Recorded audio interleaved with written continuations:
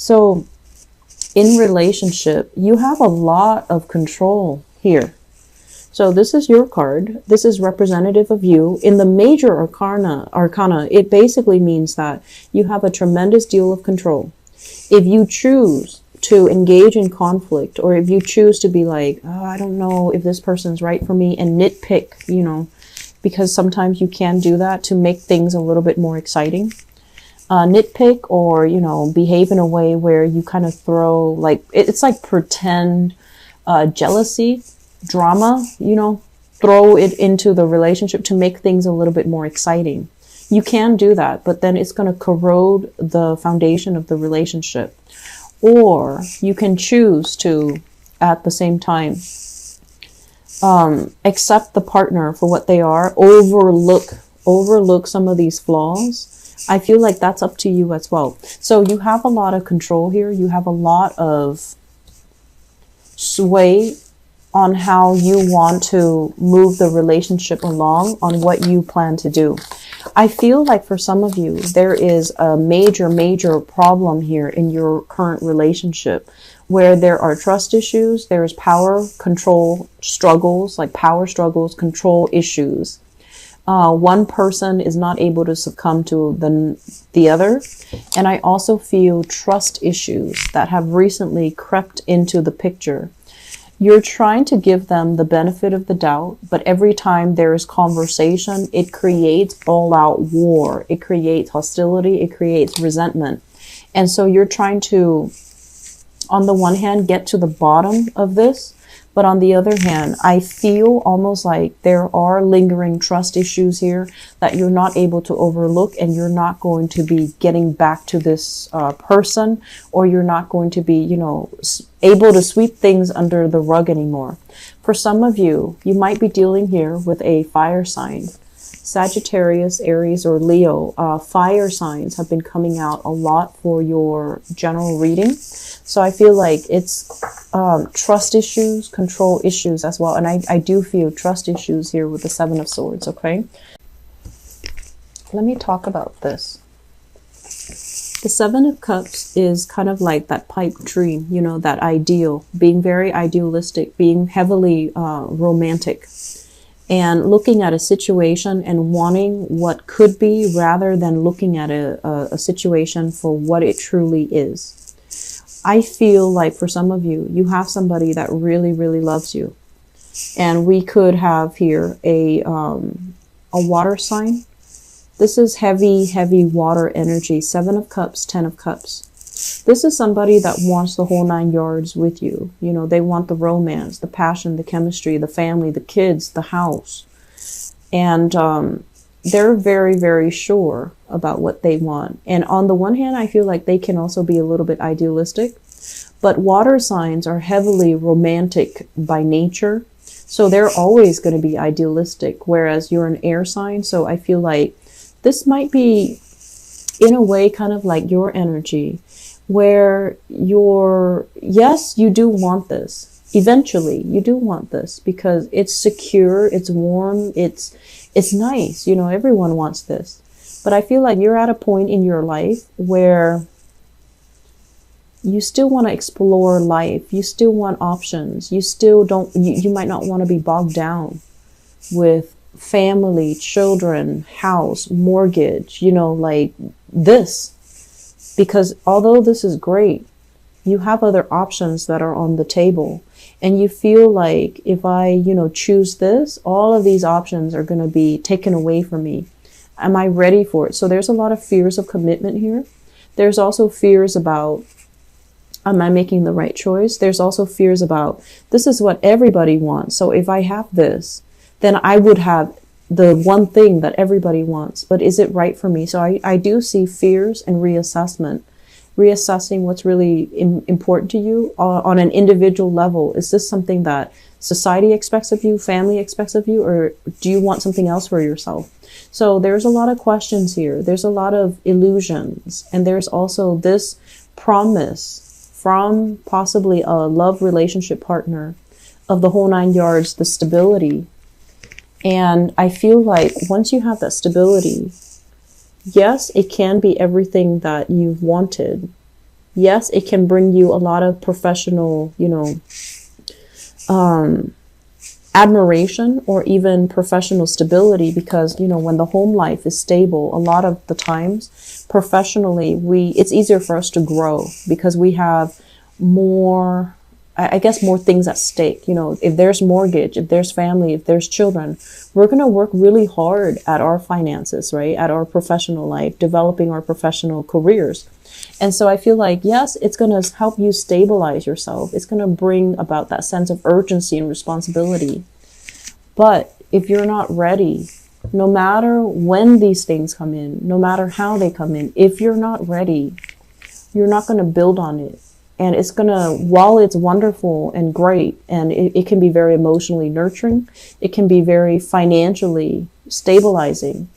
If you're not ready for it, you're not going to build on it, and you're going to let a very good opportunity kind of like waste away because you're still wondering about alternatives. You're still wondering. But on the other hand, I have all of these options that are available. So Libras, you have a lot of great things here. And I feel like you're in a really good relationship with another person, but you're still kind of like admiring greener pastures. You're not ready to put in the work. And, I feel like deep down, as the scale of the zodiac, you are very sensitive to imbalances when they affect you. But you also need to kind of like think on the other side. Is it fair for the other person to wait around? Is it fair if I'm not able to give them 100% because I'm still scoping out other territories? So I feel like the problem with air signs in general is they're able to love, but they like to weigh out the pros and cons when they make a love decision. And I feel like that's what's happening here. On the one hand, you want this. And then on the other hand, it's like, what else is out there? And if you keep second guessing, I feel like the opportunities will slip you by. So you have a loving relationship partner. And so the third cluster here, we have the Princess of Swords. So this is, I feel, your energy. This is a card mainly about like somebody who's not overly emotional, and they're not overly like a sentimental person. Okay, so I feel like for some of you, it might be difficult for you to make emotional connections with another person, where you're kind of like barking up the wrong tree, going after people that are not right for you. Or I feel like, there might have been some complaints about relationship partners, exes, people that you've dated, and where they say like you're emotionally kind of not there. So there's an element here about needing to kind of reinvent ourselves, needing to really think about how to open up with the Death card. The Death card deals with transformation. So it's kind of like revisiting. How do we communicate? Are we warm and fuzzy and approachable? Or are we like so wrapped up in our head that we like to prove to other people how smart we are? We like to prove to other people all the things that we know. And then at the end of the day, a date turns into something very platonic. So something that has a lot of potential just kind of becomes, forever in that platonic or the friend zone. So I feel like many of you, you're at a point right now where you're trying to figure out, how do other people see me? Am I approachable? Am I earnest? Am I easy to talk to? Or do I just live so much in my head that I kind of drive people away? So for those who are single, you're doing some major reassessment. And I also feel as well with the World card, it's kind of like interacting with a lot of different people, and people that are very, very different from you. And so through the interaction, people who might be culturally, ethnically, linguistically different from you, in the process of interacting with them, you're going to fill in all these knowledge gaps about yourself. You're going to learn more about how people behave. You're going to also learn more about how to be a lot more approachable, how to let your guard down, how to, come across as someone who's worldly and just good to be around. I feel, because this is not an overly warm, affectionate, approachable type of a person. This is somebody who's like, you know, kind of like a know-it-all.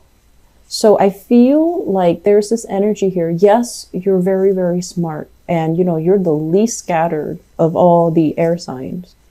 But this energy here can make it seem like it's very, the interaction with you is very platonic. It's great. It's fun, but it's skirting the surface. It doesn't really have depth. And so this is the month where we start to create layers and depths in our conversation with others, in our interaction with others, in order for us to be seen as someone who has depth, who is approachable, who's likable, and who has a lot to offer. I mentioned for, I believe, the Gemini people, this is a person, male or female, with the World card that is very, very highly sought after. They're, you know, like they embody a lot of depth. They embody a lot of charisma, a lot of charm, a lot of beauty. But I feel like it's not just physical beauty. The beauty shines from within. So I feel like you might be coming across somebody like this that you really, really, really admire. It could be somebody of the same gender, the same sex, where you wish like you could be this person.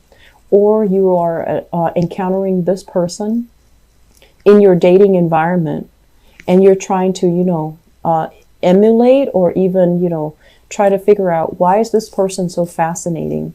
I feel for some of you, it could be here, one of the later signs. So, you know, possibly even a Scorpio. So I have Leo, Taurus, Scorpio, possibly a fixed sign as well. So Leo, Taurus, Scorpio, possibly Aquarius. So the fixed sign, somebody who is strong in their beliefs, who's very opinionated. And it's somebody who has a lot of depth, who understands themselves on a very deep level. Fixed signs know who they are. And so I feel like you're encountering somebody like that, that has this energy that really draws you. So let's talk about this here. We have the Four of Wands. And the Four of Wands is a situation where a relationship or a marriage has kind of broken down. And I usually think about this as like, you know, somebody with children, like there's children in the mix, because we have here the parents. We have the Queen of Wands and the King of Wands. Okay, so you might be dealing with another fire sign, someone who's really, really strong. Their energy is kind of combative. They're intimidating. You might still be very, very attracted to them. And so you might be dealing with this person where you are going through the legal, you know, steps with them, like the separation, the legal extraction process. Or some of you are involved with somebody who is in the midst of a divorce, in the midst of a separation, in the midst of, you know, some failed relationship. And we have as well the third party. Three of Cups basically indicates third party interfering in a relationship. So I feel like some of you might be dabbling in this, or might be caught in the middle of this. And I feel like the couple, if you're caught in the middle, I feel like the couple are still together. So you might be misled, okay, into thinking that they're completely done, or the marriage is dissolved. I feel like the marriage is on the rocks, but they're still very much, you know, committed to one another. So I don't feel this is going to disband anytime soon. And I feel like the realization that you might be the third party comes in for this month. So Libras, please, please be very, very careful. Okay, there are a lot of energies here that indicate to me truths coming to light, things kind of spilling out. So just, you know, take care of yourself accordingly.